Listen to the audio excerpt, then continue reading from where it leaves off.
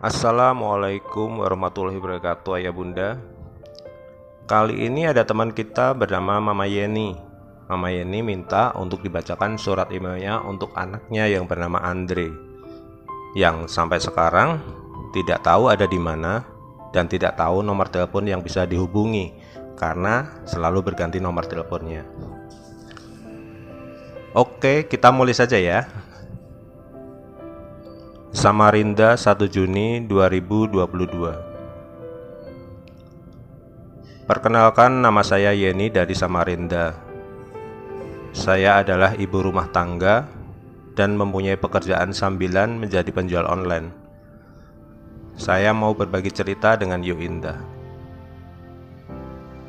Ceritanya begini. Saya seorang mama dengan 2 orang anak. Anak yang pertama laki-laki yang sekolah di sekolah menengah ke atas, dan anak yang kedua masih sekolah di TK. Dulu sebelum anak kedua lahir, kehidupan kami masih normal-normal saja. Pagi hari menyiapkan sarapan buat suami dan anak. Setelah suami berangkat bekerja, saya mengantar anak, terus menyiapkan pesanan-pesanan.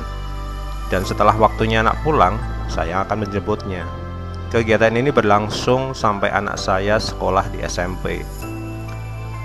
Hingga suatu saat, kita diberi rezeki untuk kelahiran anak kedua kami. Anak kedua kami perempuan. Semua merasa bahagia karena keluarga kami sudah lengkap. Setiap hari kita lalui dengan kegiatan yang sangat berbeda dari kegiatan sebelumnya. Setiap pagi, saya menyiapkan sarapan buat keluarga. Tetapi setelah itu mengurus si kecil.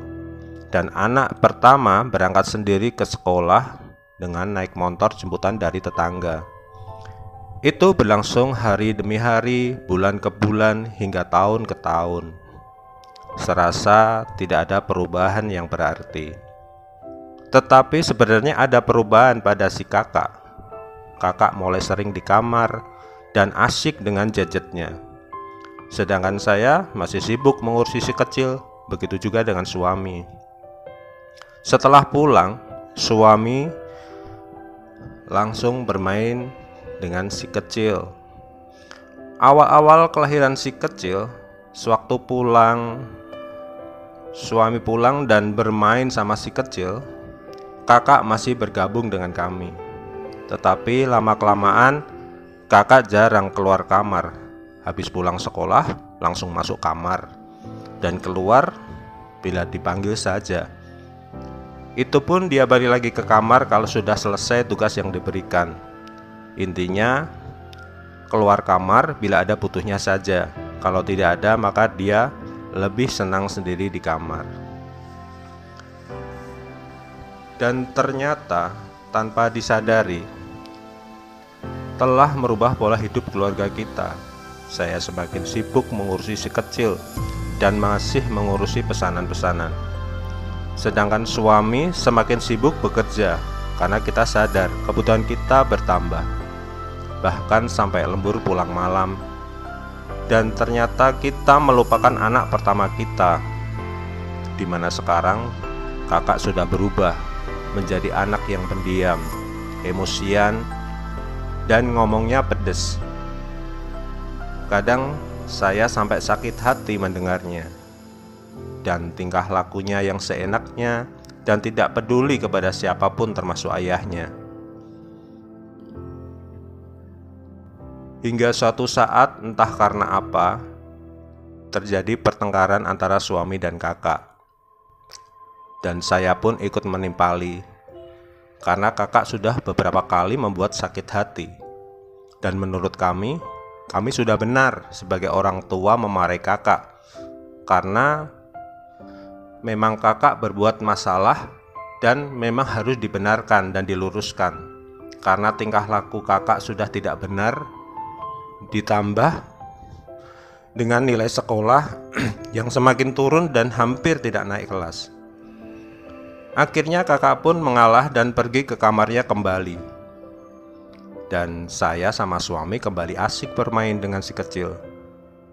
di mana saat itu si kecil masih membutuhkan perhatian yang lebih dan mulai belajar berjalan, serta pengennya bermain terus tanpa henti, sehingga membuat kita kewalahan dan kerepotan.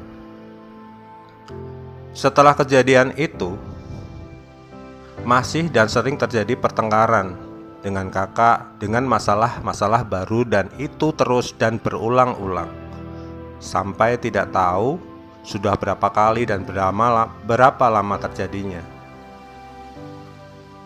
Suatu saat ketika kakak meminta sesuatu dan kita belum bisa mencukupinya, kakak marah dan merasa dianaktirikan, sehingga membuat kakak semakin sering di dalam kamar dan semakin asyik dengan dunianya. Dan kesalahan kita waktu itu tidak merangkulnya dan menjadikannya sahabat. Malah kita merasa diuntungkan karena kakak jarang berulah dan membuat masalah lagi, sehingga pertengkaran sudah tidak terjadi lagi. Sekarang kakak sudah mulai remaja dan sudah sekolah di menengah atas. Tapi sekarang kakak sudah berubah menjadi seorang yang egois, pemarah, dan suka emosi, serta tidak peduli dengan keadaan. Suatu saat ketika saya dan suami sedang ada keperluan yang sangat penting, dan kita harus pergi saat itu juga, tanpa harus bawa anak, dan memang tidak bisa bawa anak dan sangat mendesak. Kami minta tolong ke kakak untuk menjaga adiknya yang sudah agak besar. Tetapi bukan jawaban yang melegakan dan mengenakan, melainkan sesuatu yang tidak pernah kita pikirkan dan kita bayangkan. Dia tidak mau menjaga adiknya, dan bahkan ngomong ke kita kalau kakak membenci adiknya, dan kakak ngomong pengen hidup sendiri. Saat itu juga suami langsung emosi dan marah besar, dan menyuruhnya pergi meninggalkan rumah. Dan seketika itu kakak langsung pergi membawa pakaian dan bekalnya sendiri. Itu membuat shock saya.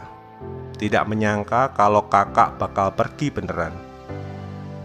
Sempat saya cegah, tetapi suami malah mengancam dia yang akan pergi. Dan akhirnya saya pun melepas kakak.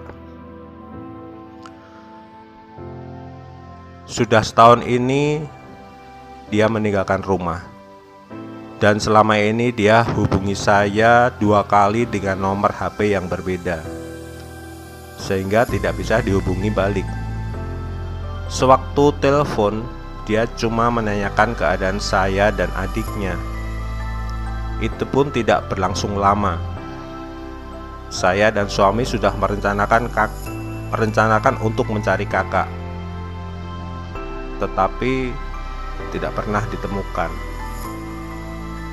Saya dan suami sudah menyadari kalau itu semua kesalahan kami, karena kami tidak sensitif akan hal yang dialami kakak, dan itu menyebabkan kakak pergi dari rumah dan entah di mana.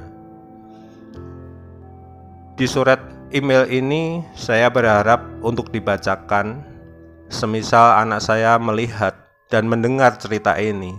Mama cuma pengen kakak kembali ke rumah. Ayah, mama, dan adik minta maaf ke kakak. Pesan mama untuk kakak, ke Andre, pulang ya. Mama, ayah, mama, dan adik menunggu kakak di rumah. Dan saya yakin kalau kakak pengen pulang, kakak tahu harus kemana pulangnya. Terima kasih Yuinda. Wassalamualaikum warahmatullahi wabarakatuh. Mama Yeni.